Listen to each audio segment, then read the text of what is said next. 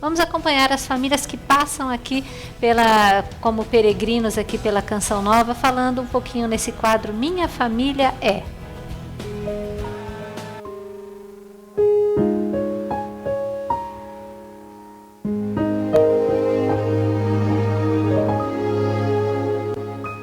Há 12 anos eu conheço a Canção Nova. É no momento de dificuldade, eu passando os canais da televisão, sintonizei a Canção Nova. Eu tinha uma situação muito grave com minha mãe, ela estava com um problema muito difícil e a partir daí eu comecei a fazer oração, assistindo a Canção Nova, momento de oração e venci todas as barreiras. São muitas bênçãos que eu e minha família já recebemos na Canção Nova. Hoje é o dia mais feliz da minha vida, por ter realizado um sonho que eu tinha de visitar a Canção Nova. Hoje estou aqui agradecendo a Deus e essa maravilha, quando a gente chega aqui, a gente se encanta com a Canção Nova. Beleza.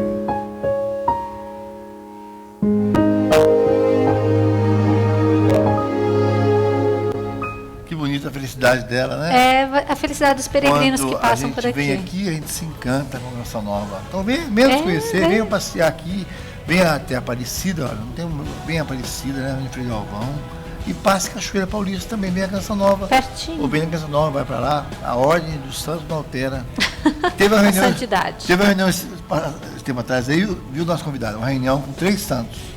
Então estava lá, era a Nossa Senhora, Frei Galvão e Padre Jonas. O único vivo estava lá. Padre Jonas.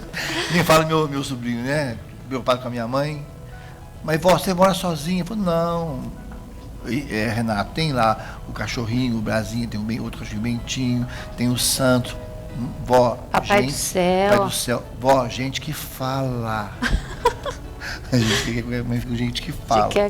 Mas muito bem, nosso programa de hoje é esse tema, gravidez não planejada. Muito bom esse tema, muito bonito esse tema. A vida humana é sagrada porque desde sua origem postula a ação criadora de Deus e mantém-se para sempre uma relação especial com o Criador, seu único fim. Só Deus é Senhor da vida, desde o seu começo até o seu termo. Ninguém, em circunstância alguma, pode reivindicar o direito de dar a morte diretamente a um ser humano inocente. Os sintomas começam a aparecer, menstruação atrasada, mal-estar, enjoo, mas o casal não estava esperando um filho. O primeiro teste deu positivo. Parece que tudo sai do controle. Será? Como lidar com uma gravidez não planejada? E o que muda nessa família? Olha, é o que a gente vai conversar agora, hein, gente? Miriam, como é que você está aí, filha?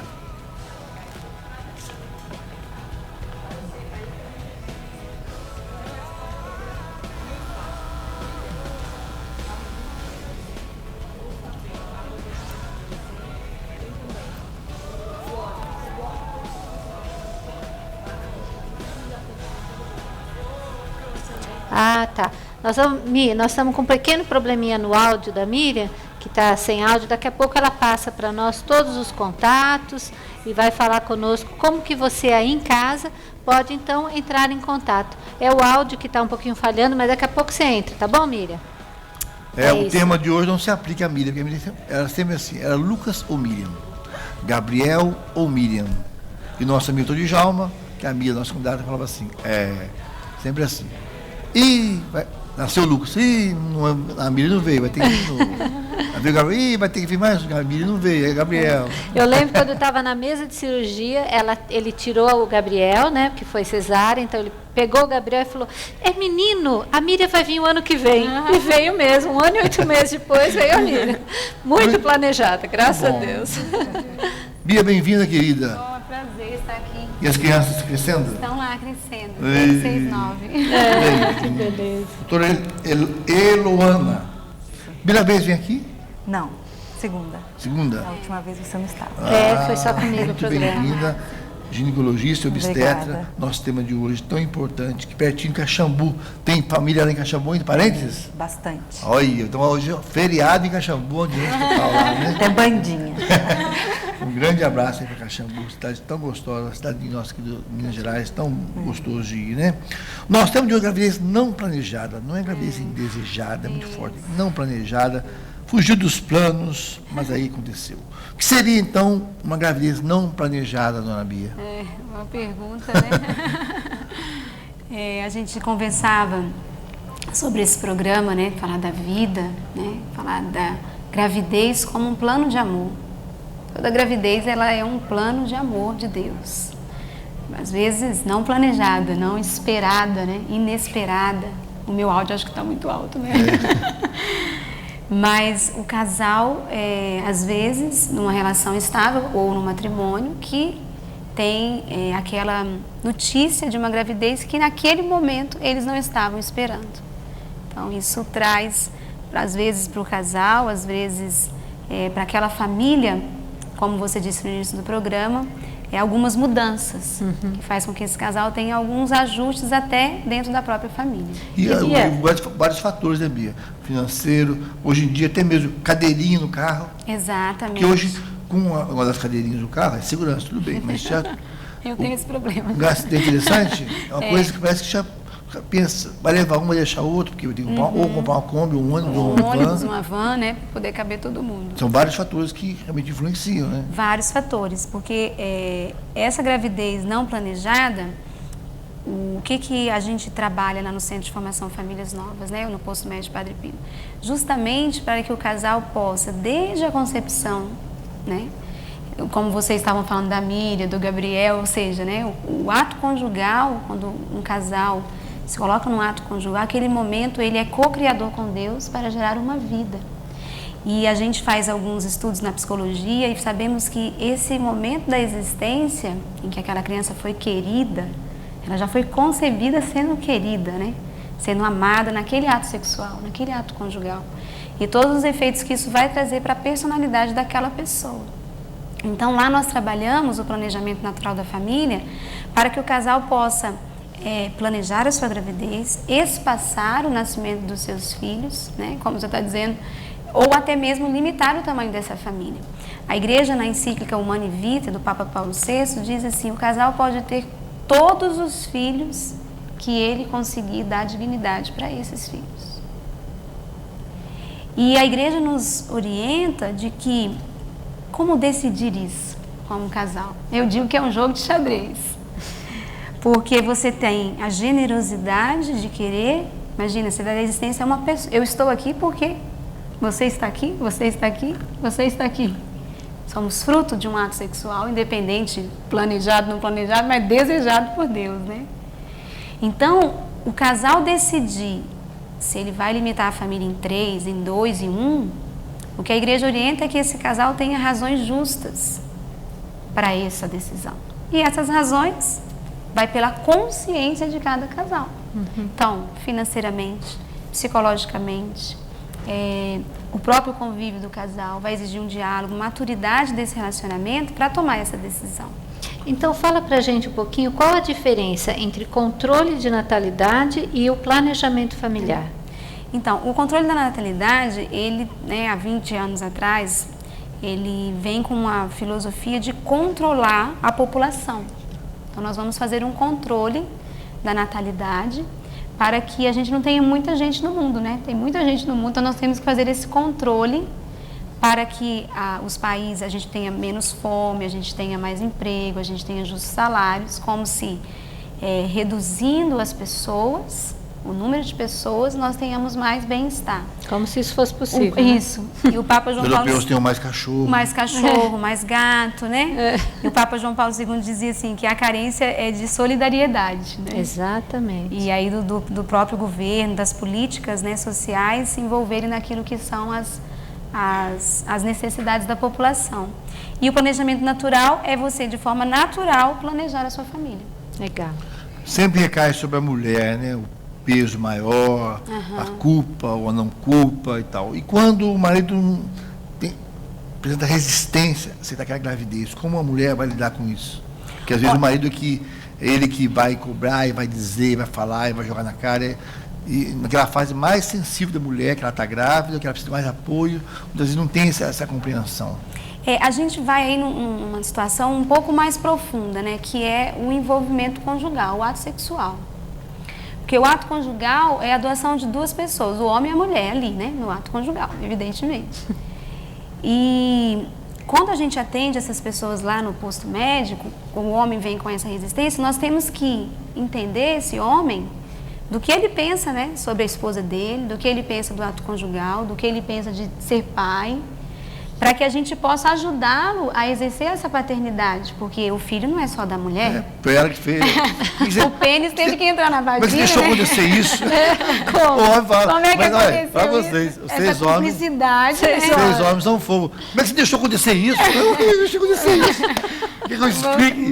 Foi, né? A gente sabe por obra do Espírito Santo, só a Virgem Maria, né? Eu sempre digo isso, não conheço nenhum outro caso.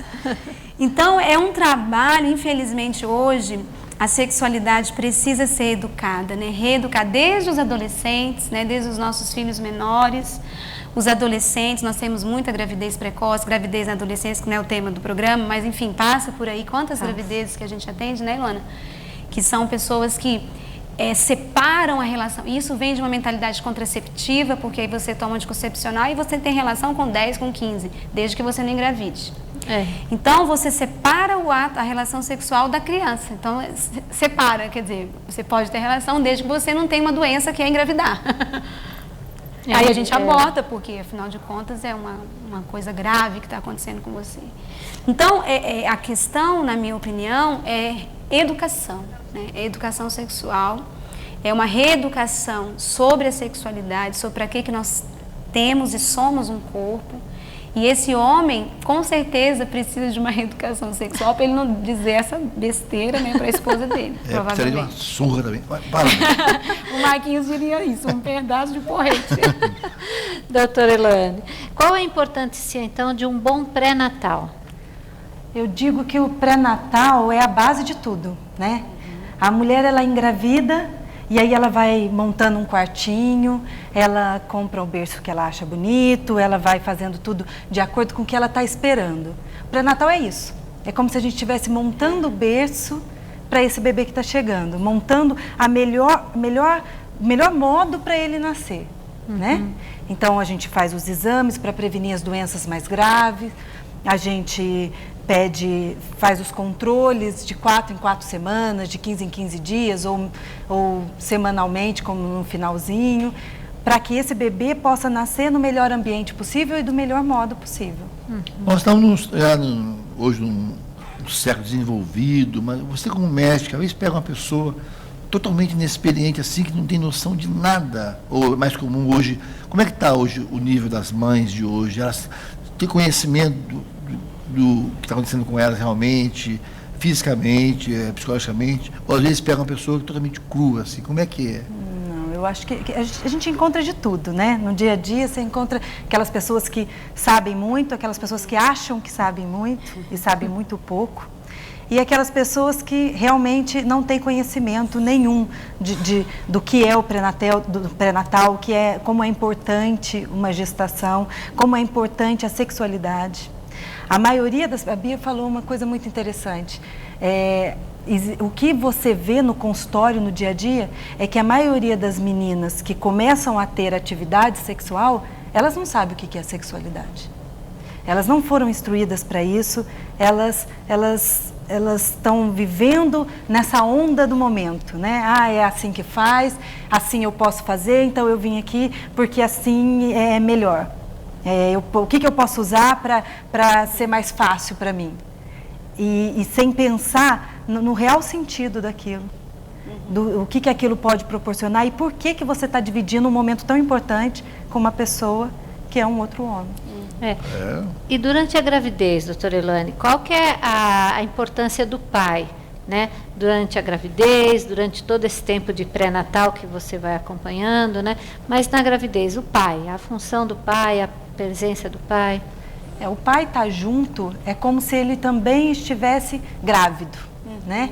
Ele vai estar sentindo todas essas modificações que a esposa está sentindo. Eu tive todos os desejos, comigo isso, tem pai que fica com sono no início, é super participativo. A gestação, a gente fala que é fisiológica, é normal, mas na verdade é muita modificação. São 9 meses em que a mulher está totalmente diferente. Ela tem uma barriga crescendo nela, ela está mais pesada, ela tem que mudar o eixo do corpo para conseguir sustentar essa barriga, ela sente fome, às vezes ela sente enjoo. Agora o pai não está sentindo nada disso, né? É uma posição muito cômoda, ele está esperando esses 9 meses sentado num sofá, comendo a pipoquinha dele, vendo um filme, isso é muito fácil, né? Aquele pai que consegue estar presente nas consultas de pré-natal, ele sente um pouquinho mais. Ele pode até ter uns desejos, ele pode até ter um pouco mais de sono. Tem algumas escolas hoje em dia no país que estão fazendo até alguns exames de pré-natal para o pai também. O que é interessante, né? Começa o pré-natal, a mãe faz toda aquela rotina, né? E o pai também vai fazer alguns exames, né? Ele tem que estar junto, ele tem que manter o peso junto, ele tem que estar participando. E a diferença como médica, que a senhora observa assim quando atende uma mãe, que o pai está acompanhando e outra mãe que o pai não está nem aí. Tem influência, inclusive na reação dela, no desenvolvimento dela, do que aquilo que vai pondo metas, né? Pré-natal, olha, mantém esse peso, se alimente assim e tal. Tem influência no desenvolvimento da gestante? Tem bastante. Você nota grande diferença. É muito importante essa proximidade do pai. E eu digo mais, geralmente quando os pais não estão indo nas consultas, principalmente as iniciais, chega num momento que ela vai chegar com essa queixa na consulta de pré-natal. Ela fala? Ela fala, doutora, não tá bom, às vezes fala até do casamento, né? Meu casamento não tá legal, meu marido não tá próximo, eu quero que ele sinta o bebê mexer, ele não sente, eu tô achando que ele tá muito distante. E às vezes ela se confunde até o que é essa distância. Será que é uma distância porque aquilo é desconhecido para ele, né? Ele não está sentindo mexer, ele não está engordando, ele não está mudando o eixo do corpo de equilíbrio e ele não está próximo. Então ele não sabe tanto quanto isso está acontecendo com você. E muitas vezes é isso que faz ele afastar. E ela chega com essa queixa. Aí eu sinto que não está legal. Nem falo o Lio, é louco de lerdo. Ele demora mais para mulher... para pegar, né? Não pega. Louco de lerdo. Agora, doutora, a gente ouve falar hoje mais, né, da depressão pós-parto. Antigamente quase não se ouvia falar. É uma coisa comum? Como é que acontece? Olha, a depressão pós-parto em si é uma patologia que não é muito comum. Ah, é? Não, é. O que a gente confunde é com o estado que ocorre logo depois que o bebê nasce, que a gente chama de blues puerperal, que é uma melancolia que a maioria, se não todas as mulheres vão passar, e umas um pouco mais vão saber... Isso é muito importante falar, viu? Com certeza. Vão saber desenvolver essa melancolia, outras um pouco menos. E aí a função do marido é mais importante ainda, né? Porque a depressão é uma patologia grave que muitas vezes a gente tem que impedir a amamentação. É uma das contraindicações de amamentação. Porque a mulher chega a rejeitar o filho. Esse blues puerperal, essa tristeza, essa melancolia, não. Ela pode até se afastar um pouco da criança, porque ela acha que ela não está sabendo cuidar direito, que está muito difícil, que ela está muito cansada, mas ela não tem ela não tem rejeição pela criança, ela tem amor por aquele bebê. E talvez um amor tão grande que ela esteja se afastando, que ela acha que ela não está conseguindo. Ele é muito oscilante, tem dia que ela está ótima, é a melhor mãe, é uma leoa. No outro dia, ela acha... Eu costumo falar para as minhas pacientes que depois do nascimento da minha primeira filha, uma vez eu cheguei, eu morava em São Paulo ainda, eu cheguei no elevador do prédio, cheguei no hall de entrada, tinham 2 elevadores e alguém tinha chamado os 2. E ali eu comecei a chorar, porque eu falei, que mundo nós vamos deixar para essas crianças? Se as pessoas não têm consciência ecológica, chamam os 2 elevadores, o que a minha filha vai ter aí para frente? Então é mais ou menos isso. A gente fica super sensível, né? A gente fica sensível ao extremo. É aí que o pai, que não está vivendo isso, que não tem essa oscilação hormonal, que tem que estar ali presente, tem que estar firme do nosso lado. Exato. Por isso a família, você conceber uma criança num ambiente familiar é muito mais importante do que você conceber uma criança planejada. Pode até não ser planejada, mas ela tem que ser desejada, né? Depois. Muito legal. A Miriam está aqui quietinha, então criando problema aqui no nosso Áudio. Secpetec Imp aqui, mas nós vamos conversar aqui um pouquinho. Miriam, o que está achando o tema aí? Nossa, pai, tá muito legal aqui. A internet hoje tá fora do ar, gente. Não estamos tendo contato com vocês aí. Mas eu tô particularmente gostando muito do programa. Você se sente desejada pelos seus pais? Graças a Deus, sim. Esperada? Esperado. Todas as histórias que a gente escuta, eu tenho certeza que são tudo verdade.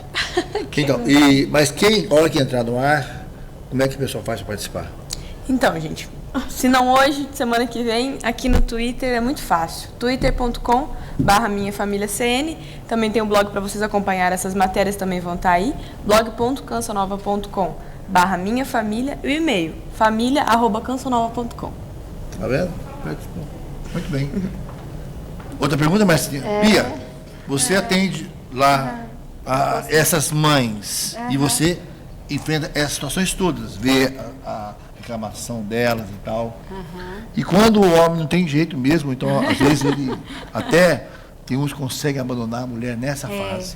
Eu não sei quem é que falou que mulher é sexo frágil. Eu já vi o homem com gripe, eu já vi eu com gripe, mas realmente parece que quando elas também sabem que é com elas mesmas, e às vezes com o pai, com a mãe, né, que tem que contar nessa hora, com os irmãos às vezes, a própria maternidade dá uma força, parece que ela leou aquilo que a doutora falou, não é verdade? Sem dúvida. A gente teve um aprofundamento esse fim de semana em que a pessoa, né, que veio, o palestrante, falou muito sobre a figura paterna na sociedade atual, né? Todo esse enfraquecimento que a figura paterna vem vivendo na sociedade. E todas as consequências para a mulher ser mulher, né, precisa do homem, porque faz com que ela venha a sua feminilidade, venha as suas características de mulher. E na gestação, quando tem essa ausência, a gente lida com as consequências dessa ausência. E o que a gente faz? Tenta tirar alguém exatamente da família, ou um tio, ou um avô, ou enfim, alguém que possa estar cumprindo ali aquele papel que aquela mulher vai precisar naquele tempo, sem dúvida nenhuma. Há muitos até um sacerdote, né, alguém que dá aquele apoio espiritual para que ela possa superar esse tempo de gravidez não planejada. Ontem eu estava no médico, eu estava lendo uma revista, aí eu fiquei indignada. Por quê? Porque tinha lá uma pergunta, estava falando sobre a pessoa que tem o seu filho sozinha e que acaba tendo que cuidar do filho sozinha, e aí a pessoa que estava lá aconselhando virou e falou, olha, como você está sozinha, você vai ter mais trabalho, mas isso não tem problema não, você vai criar seu filho de boa. Então, como a figura paterna parece que está sendo descartada, né? E eu ouvi algumas coisas já desse aprofundamento, como o palestrista, né, o Dr. Christian, ele falou, como hoje, querendo tirar o pai de dentro de casa, é como querer tirar Deus Pai da presença da igreja. Você rejeita Deus Pai, né? Então, eu achei muito profundo o que ele falou, e é verdade, como a figura paterna é importante, né? Então, como a gente tem que lutar pela família, num momento que às vezes a gente está mais fragilizada, aí às vezes vem a vontade de separar e não sei o quê, não. Luta pelo seu filho, né, Bia? Exatamente. Eu acho que a gente tem que lutar por ter a família junto, pai e mãe, para poder educar as crianças, né? Educar os filhos, que é uma tarefa que exige muito, né, tanto do pai como da mãe. E a gente precisa estar trabalhando já com as nossas crianças, os nossos adolescentes, porque a mentalidade é contra a família, né? A mentalidade da sociedade é contra a família, contra a vida. Então a gente tem que estar lutando, essa é a palavra, né? É a mentalidade de substituir o conceito de família. Então, os homens estão criando, a família agora é assim, eles estão definindo, viraram deuses, né?